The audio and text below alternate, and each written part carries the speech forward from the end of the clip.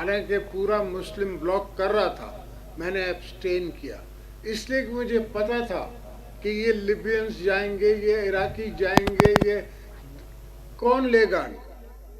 آج بھی پاکستان سے دوستوں سے، بلوچوں سے، بھائیوں سے، آپ سے میری یہی درخواست ہے کہ ہم اپنے ملک کو بنائیں، ہم اپنی جاگیر کو بنائیں، اپنے بلوچستان کو بنائیں۔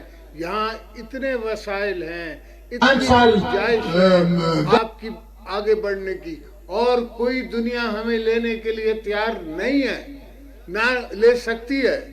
کوئی قوم افورڈ ہی نہیں کر سکتی کہ کسی اور قوم کو اپنے پر نازل کرے۔ ہم نے افغانوں کی 5 سال، 10 سال، 40 سال ان کی مہمان نوازی کی ہے۔ آج ہم نے دیکھا ہے کیا کیا تاریخ نے کیا ہے۔ بھٹو صاحب کو کہا کہ آپ بھی پرچی لکھ کے دے دو تو آپ کو معافی مل سکتی ہے، اس نے کہا نہیں، میں تاریخ کے ہاتھوں نہیں مرنا چاہتا، میں انسان کے ہاتھ بلی مر جاؤں، ضیاء الحق کے ہاتھ میں مر جاؤں، کوئی فرق نہیں۔ تو وہ شہید ہوا، شہید رہا۔ بی بی صاحبہ کو دنیا کی انٹیلیجنس ایجنسیز نے کہا کہ آپ نہ جائیں، وہاں خطرہ ہے۔ اس سے کہا نہیں، میں نے لوگوں سے وعدہ کیا ہے، میں نے اپنی عوام سے وعدہ کیا ہے اور میں جاؤں گا۔ اور وہ آئیں، پہلی دفعہ حملہ ہوا، اس حملے میں اللہ نے ان کو بچایا، دوسری دفعہ وہ دوبارہ آئیں اور پھر پنڈی میں شہید، ظالموں نے اس کو شہید کر دیا۔